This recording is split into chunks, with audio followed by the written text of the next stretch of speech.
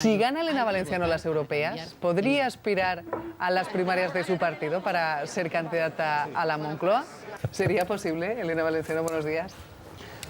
Nunca se sabe, ¿no? Pero vamos, yo no estoy en eso. Estoy en tratar de ganar las elecciones al Parlamento Europeo porque creo que es en este momento clave para nuestro país. Así que las primarias son para mucho después del verano. Pero eso no quiere decir un no rotundo. No, sí, es un no rotundo. Estaba pensando que se estaba dejando querer. No, es un no rotundo porque, bueno, yo creo que hay gente mucho más preparada que yo para asumir ese papel, que es un papel bien exigente, porque yo creo que quien gane las primarias del PSOE será el presidente o presidenta del Gobierno de España en la próxima legislatura. Así que estamos hablando de palabras mayores. ¿Tiene usted ya ganas de saber, dice, estamos en otra cosa, estamos en las europeas, ¿tiene usted ya ganas de saber a quién tiene que enfrentarse dialécticamente, políticamente frente al Partido Popular? ¿Suena No, ya? la verdad es que a mí me da un poco igual, porque yo me enfrento en todo caso dialécticamente o políticamente a la derecha europea. Me da igual que se llame Rajoy, Merkel, Juncker, que Cañete, me da igual, completamente igual. Lo que me parece es un poco lamentable, ¿no?, que se tomen tan poco en serio esto que tenemos que decidir los españoles el 25 de mayo, que probablemente sea una de las decisiones más importantes de los últimos años. O sea, lo que suceda en Europa en los próximos años será determinante para lo que suceda en España. Y España está en un momento muy difícil. Y por lo tanto la apuesta por una política europea distinta, que ayude a los países más endeudados, una política europea que se ocupe de los problemas reales de la gente, en el caso de España del empleo, pues es decisiva. Y no comprendo que el Partido Popular todavía no haya decidido ni quién es su candidato, ni quién es su programa, ni cuáles son sus compromisos, porque queda poco.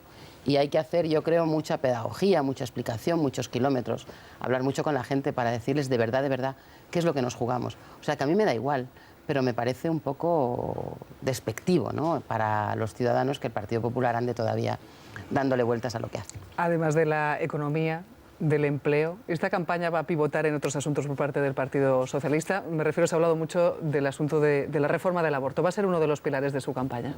No, la reforma del aborto como tal no. El recorte a la libertad de las mujeres sí. Estamos hablando de que la crisis económica ha producido un recorte brutal del Estado social. Es decir, hemos favorecido que se sanee el sistema financiero, pero lo que hemos hecho es destrozar el sistema social, ¿no?, el sistema de protección social y la igualdad de oportunidades. Esa es una parte del problema, y otra parte del problema es que, con la excusa de la crisis económica, además hay gobiernos como el español que está recortando las libertades de los ciudadanos, que eso no tiene nada que ver con el déficit, ni tiene nada que ver con la deuda, ni tiene nada que ver con la creación de empleo, tiene que ver con digamos, el desarrollo de un proyecto ideológico que necesita que las mujeres tengan menos libertad. Es que el proyecto ideológico de la derecha no funciona con las mujeres libres y compitiendo. Para que alguien se ocupe de lo que el Estado social va a dejar de ocuparse, las mujeres tienen que estar más tiempo en casa y menos tiempo fuera. Y para eso hay que ejercer un control mayor sobre la vida y la libertad de las mujeres. Ha sido así siempre y así sigue siendo. Y la prueba es que este gobierno, que ya ha hecho bastante daño a los ciudadanos con otras decisiones, también ha decidido meterle mano a la libertad de las mujeres cuando eso no resuelve la crisis económica, desde luego. Así que no es el aborto, es la libertad. Hablábamos de las mujeres y estaba pensando ahora en los casos de violencia machista. Esta mañana, a primera hora, tenía una reunión la ministra Ana Mato con la delegada del Gobierno para la violencia machista, con Blanca Hernández, para tratar este asunto y buscar algún tipo de medidas. Sabemos que ustedes, en parte del Partido Socialista, enviaron una petición, una carta para abrir esa mesa de diálogo. ¿Han recibido algún tipo de respuesta? Sí, hemos recibido un no por respuesta, lo cual es bastante sorprendente, porque si hay un asunto que merecería el concurso de todos los partidos políticos, de todos los ayuntamientos, comunidades autónomas, sindicatos, organizaciones sociales, es la violencia de género. Cuando Zapatero propuso el pacto contra la violencia de ETA, contra la violencia terrorista, el pacto antiterrorista, morían muchas menos personas víctimas de ETA de las que mueren en este momento víctimas del terrorismo machista. ¿Por qué cree que el Partido Popular no? Bueno, no creo que el cede Partido esa mesa de Popular diálogo? hace una aproximación completamente táctica, ¿no? Y no quiere darle una baza a la oposición en esto, pero es una pena porque no sé, bueno, me alegro ya en todo caso que como resultado de la presión que hemos ejercido se reúnan por fin la ministra con la delegada contra la violencia de género. ¿Qué falta hacía? Y que evalúen la ley, que efectivamente tiene ya 10 años y conviene evaluarla. Falta hacía y probablemente lo han hecho llevadas por la presión que estamos ejerciendo otras fuerzas políticas. Pero yo creo que una gran mesa donde todos pudiéramos dialogar sobre este asunto sería muy bueno. Sería muy bueno primero porque encontraríamos muchas soluciones, pero además porque enviaríamos un mensaje a las mujeres que sufren violencia de género, las que la están sufriendo ahora mismo. Tienen que saber que del otro lado hay una sociedad, hay fuerzas políticas, hay un Estado que las va a proteger y las va a ayudar para que denuncien, para que busquen ayuda. Necesitamos poner la violencia de género en la agenda política, mediática, en los discursos, porque si no ellas están solas y aisladas. Hay que decirles que del otro lado de su infierno estamos todos los demás, y creo que esa era la idea. El gobierno no quiere, pues ellos sabrán, pero si hay un asunto que merece un pacto nacional de todas las fuerzas políticas, es la lucha contra la violencia de género. ¿Ustedes pondrían alguna condición a ese pacto? No, que nos sentemos, evaluemos y entre todos empujemos una mejor solución a un problema que, María, ha generado más de 20 muertas desde que, asesinadas, no muertas, asesinadas desde que empezó el año. Es que es brutal, es una realidad tan brutal que merece todo el esfuerzo del mundo. Usted, como candidata socialista a estas elecciones europeas del mes de mayo, sabe que buena parte en el resto de Europa, sobre todo el asunto de la inmigración, va a pivotar. Muchos van a utilizarlo como arma, como carta electoral. ¿Le preocupa el aumento de los partidos xenófobos? Absolutamente. Me parece que es uno de los elementos más importantes a combatir. ¿Y cómo? No solo en esta campaña, sino en el propio Parlamento Europeo. Bueno, es que yo creo que para eso están las campañas electorales y los programas políticos y también los candidatos y las candidatas. Es decir, nosotros tenemos que enviar un mensaje que la ciudadanía, para que la ciudadanía perciba que el Parlamento Europeo en este momento es una cámara fundamental, que toma decisiones fundamentales y que en este caso, además, la mayoría que salga de las urnas decidirá quién preside el gobierno de la Unión Europea. Así que en este caso el voto de los ciudadanos va a definir mucho más que nunca la política que se haga en la Unión Europea. Esto hay que ser capaz de explicarlo bien. En este caso serían como unas elecciones generales en las que España es una circunscripción más. Y por cierto, una circunscripción que pesa mucho en esas elecciones generales europeas. Los partidos que tenemos un proyecto para Europa distinto del de romperla, fracturarla, convertirnos otra vez en pequeños países que miran con desconfianza a los vecinos. Todo eso es lo que propone la extrema derecha europea y una parte de la derecha europea. Y es lo contrario de lo que proponemos los progresistas. Pero estos son proyectos que hay que explicar y la gente tiene que elegir. Y ojalá que la gente elija aquellos partidos que defienden Europa, que defienden el europeísmo. Porque para España, en concreto para España, una Unión Europea más pequeña, más fracturada, será mucho peor que una Unión Europea más sólida. Pero en el caso de Alemania, que hemos explicado también en nuestro tiempo informativo, esa propuesta, también gobiernan los socialdemócratas con esa Angela Merkel. Bueno, de momento lo que tenemos en Alemania es un informe que ha presentado el gobierno y que lo que hace es transponer una directiva europea que existe.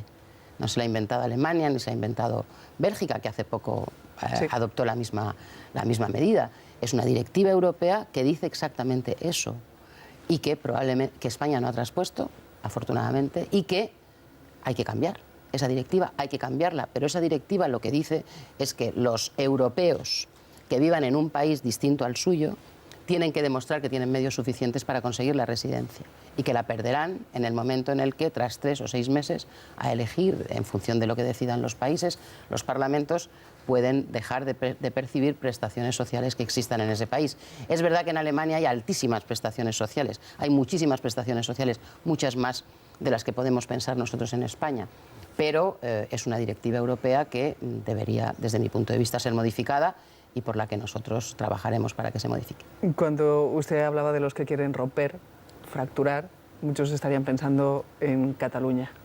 Es cierto que se están intensificando los contactos, como ha publicado la prensa hoy, el diario La Razón, que se están intensificando los contactos entre el presidente del Gobierno y Alfredo Pérez Rubalcaba para llevar una respuesta común, una estrategia común al Congreso el día 8 de abril. El presidente del Gobierno y el jefe de la oposición, el secretario general del Partido Socialista, han hablado de Cataluña muchas veces. El secretario general ha tratado de llevar al ánimo del presidente del Gobierno la necesidad de dialogar para resolver o empezar a resolver, ¿no?, una fractura que efectivamente se va haciendo cada día más grande. Y yo creo que compartimos con el Gobierno la posición muy firme contra cualquier intento de consulta por la autodeterminación. Eso está clarísimo. Ahora, nosotros hemos propuesto un camino distinto del que propone el Gobierno. El Gobierno, de momento, solo propone un no a Cataluña, a la intención, digamos, del Gobierno de Artur Mas, y nosotros decimos algo más. Decimos que es necesario sentarse a modificar las reglas de convivencia entre Cataluña y el resto de España. Y no solo las reglas de convivencia entre Cataluña y el resto de España, sino las reglas de convivencia, la gran regla de convivencia que es la Constitución. Nosotros hemos hecho una propuesta de reforma de la Constitución y hemos pedido muchas veces un diálogo en torno a esa reforma de la Constitución. Así que compartimos, por supuesto, la idea de que no queremos que Cataluña se separe del resto de España y vamos a frenar todo intento que haya por parte del Gobierno de Cataluña para separarse del resto de España, pero nosotros hemos propuesto un camino que construye un diálogo diferente y el Gobierno de momento solo está instalado en el no. Y en el corto plazo, ese día 8, habrá una respuesta común de Partido Popular y Partido Socialista. Ese día ya hemos dicho que nosotros vamos a decir que no. También lo dijo el PSC, Casimiro, porque le he escuchado antes. El PSC votó que no, a lo que el Constitucional finalmente ha dicho que no. Es decir, el PSC también votó que no a que se traspasara esta competencia a Cataluña. Pero votó la recusación. Sí, pero bueno, votó la recusación de algunos magistrados, pero en esta posición que el Tribunal Constitucional ha sentenciado ayer y que nosotros compartimos, el PSC votó que no. Digo para que, bueno, si simplemente por clarificar, ¿no?, que no está de acuerdo el PSC en que eso suceda. Así que yo creo que tenemos un reto enorme y además creo que es muy importante que no menospreciemos. Yo voy mucho a Cataluña y me doy cuenta de que cada mes que pasa la distancia es mayor y que no bastará simplemente con que desde luego el día 8 vamos a decir que no, pero creo que no será suficiente. Habrá que hacer algo más después o durante todo este tiempo. Habrá que crear lazos de conversación de otra manera, que no sea simplemente la votación del día 8, que está clara, será no. Casimiro. Sí, buenos días.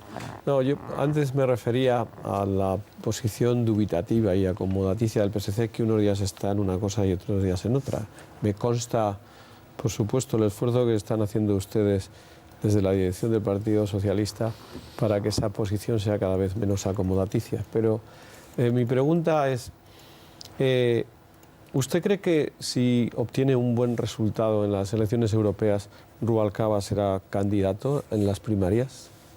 Bueno, primero con respecto a la postura acomodaticia del PSC, yo creo que es justo lo contrario, ¿no?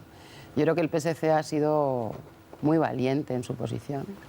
Es muy difícil en este momento en Cataluña no seguir la ola mayoritaria, la presión ambiental. Incluso algunos concejales del PSC y cargos del PSC me lo comentaban, ¿no?, que la posición del PSC es muy difícil de sostener a veces en según qué lugares en Cataluña, ¿no?, en los que hay una presión, digamos, independentista o una presión a favor de la salida de Cataluña del contexto nacional muy fuerte, ¿no? Así que yo creo que no, yo creo que el PSC es el único puente que nos queda en Cataluña. El resto está de espaldas, ¿no? El único puente que queda es el PSC y nosotros por eso hemos sostenido ese puente con mucha decisión y creo que es un interlocutor muy importante para el futuro de Cataluña y quiero desde luego reivindicar su tarea. Efectivamente, nosotros hemos tenido algunas discrepancias con ellos, pero la labor de puente y de interlocutor que juega el PSC no se ha quebrado nunca y eso es muy importante. Y con respecto a lo que haga el señor Rubalcaba después de las europeas, es que no lo sé, no se lo puedo decir. Creo que es una buena pregunta para Alfredo Pérez Rubalcaba. En todo caso, lo que sí sé es que en este momento trabaja intensamente para que el Partido Socialista tenga un buen resultado en las elecciones europeas Creo que es posible que el Partido Socialista gane las elecciones europeas. Eso es muy importante, no solo para el Partido Socialista, sino desde nuestro punto de vista para el conjunto de los españoles. Así que la pregunta a Rubalcaba seguramente hay que hacerla después y a Rubalcaba. Miguel Ángel. Sí, buenos días. No, quería saber qué opina de este debate que ha surgido de nuevo sobre el derecho de manifestación y la propuesta de la alcaldesa de Madrid de reordenar, entre comillas, este derecho, conduciéndolo por zonas que a parecer no molesten, ¿no? ¿Qué le parece todo este debate? Bueno, he visto que la postura de la alcaldesa de Madrid ha sido incluso rechazada por la delegada del Gobierno, por Cristina Cifuentes, delegada del Gobierno de Madrid, en Madrid, ambas del mismo partido. O sea, que parece que no ha tenido mucha fortuna la propuesta de Ana Botella. Yo creo que no se trata de expulsar a la gente de las ciudades para que se manifieste en el campo, ¿no?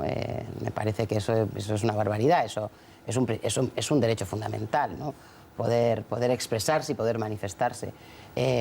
Sí que estoy de acuerdo en que hay una minoría, ¿no?, en esas manifestaciones que produce destrozos en las ciudades, que debe ser duramente castigada y en eso estoy completamente de acuerdo, pero de ahí a que la gente tenga que manifestarse fuera de las ciudades, pues no, me parece que es una propuesta completamente fuera de lugar y afortunadamente ha sido reconvenida no ya por mí, que ni siquiera me corresponde, sino por la delegada del Gobierno, Cristina Cifuentes. Edurne. Señora Valenciano, ustedes, el Partido Socialista, hace unos meses, cuando hubo un ataque de un grupo de extrema derecha a una librería en Madrid, manifestaron su preocupación por la violencia de extrema derecha y además dijeron que era necesario tomar medidas, etcétera. Después de los gravísimos episodios de violencia de extrema izquierda que ha habido en Madrid el sábado pasado, ayer nuevamente en las universidades madrileñas, ¿ustedes, el Partido Socialista, creen que tenemos que preocuparnos, que hay un problema de violencia de extrema izquierda en España y además que ustedes, los partidos, el arco parlamentario, deberían tomar medidas frente a esta violencia de extrema izquierda? Bueno, es que yo no tengo ninguna duda, ¿no? Es que yo condeno la violencia, me da igual que sea de extrema derecha, de extrema izquierda, que de centro. Es que no tiene nada que ver que lo produzcan unos que lo produzcan otros, ¿no? De hecho, yo ayer lo dije, es verdad que los días siguientes a la manifestación estábamos de luto y de entierro y por lo tanto no hubo posiciones políticas durante esos días, más que la de Artur Mas, por cierto, pero claro, condeno la violencia, venga de donde venga. Esta era una manifestación pacífica, donde cientos de miles de personas durante mucho rato, mucho tiempo, se manifestaron pacíficamente y un grupo pequeño, muy violento, produjo gravísimos altercados y violencia directa sobre la policía al final de la manifestación. Es decir, es una minoría frente a una enorme mayoría de gente que se manifestó con total tranquilidad. Por supuesto, a los violentos hay que aplicarles la ley, vengan de donde vengan, no tengo ninguna duda de eso, por supuesto. Mencionaba usted la diosa Suárez de esta semana. Entre sus compañeros políticos han tenido tiempo de analizar sobre todo esa petición que hemos estado escuchando día sí, día también, de los ciudadanos, de esa otra manera, de la necesidad de otra manera de hacer y de entender la política. Sí, claro que sí. Yo creo que es muy importante, ¿no? Atender a una figura como la de Adolfo Suárez.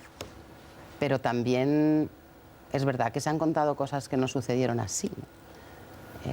Mientras Suárez hizo política, la crispación en España era altísima, ¿no? Él era una figura que buscó siempre el entendimiento, pero el tiempo político en el que Suárez gobernó fue un tiempo político duro y de gran crispación. Es verdad que en España... ¿Su padre fue subsecretario de Estado? Sí, mi padre fue subsecretario en el gobierno de Suárez y además siempre digo que fue de los pocos que también votaron al CDS. O sea, que el CDS tuvo 6 o 7 votos, ¿no? El de Suárez, el de Caso, supongo que el de Amparo Illana y el de mi padre. O sea, mi padre estuvo con Suárez hasta la última operación política que hizo Suárez. O sea, que yo siempre he escuchado en casa hablar muy bien de Adolfo Suárez, aunque yo, como militante política de la oposición, al principio tuviera mis dudas, ¿no?, de que alguien que venía de dentro del régimen fuera a ser capaz de desmontarlo, como efectivamente hizo, yo estaba equivocada. Y en este caso mi padre tenía razón. Es decir, con el tiempo usted sí que ha cambiado esa percepción que tenía de la figura de... Ahora, el tiempo político no fue un tiempo fácil, ni muchísimo menos. Y desgraciadamente Adolfo Suárez tuvo muchos problemas dentro, ¿no? Porque, bueno, que la oposición hiciera una oposición dura estaba casi en el manual, ¿no? En un momento como aquel, pero el problema de Suárez fue con los suyos. Ahora, ¿puedo preguntarle una cosa? Es necesario... Creo que va a ser la primera vez que me vas a pedir permiso para algo. Bueno, para que luego me digas que no quedo bien contigo. ¿Es necesario que haya una situación de crispación como la que hubo a principios de los años 80, finales de los 70, para que se genere ese consenso? Bueno, yo creo que la situación por la que atraviesa España en este momento es, si me apura, más difícil, ¿no?, que la que ocurrió en los 80, cuando estábamos arrancando y todos teníamos ganas, ¿no?, de libertad, de democracia, o la inmensa mayoría, ¿no? Creo que en este momento la situación es, si cabe, más difícil. Los márgenes que tienen los gobiernos nacionales también son más estrechos. Y claro que el momento merecería de grandísimos acuerdos, ¿no? El problema es que, desde mi punto de vista, el gobierno no ha querido, ni con nosotros, ni con nadie.